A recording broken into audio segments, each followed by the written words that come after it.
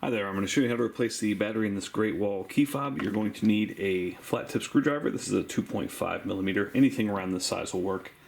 And one of the 2032 batteries. You can get these off Amazon. I've included a link to both of those in the description below. First thing you want to do is remove this key. Go ahead and press this button and pull your mechanical key out. Now on this side right here, there's a little slot right there for a flat blade screwdriver. Go ahead and insert that in there. And you can begin to split the halves.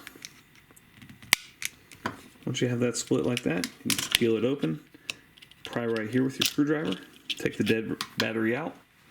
New battery goes in positive side facing down. And then you just want to clip these back together. Go ahead and test at this point. Make sure your red light's on, and put your key back in, and you're all set. Hope that was helpful. Make sure you hit that thumbs up button.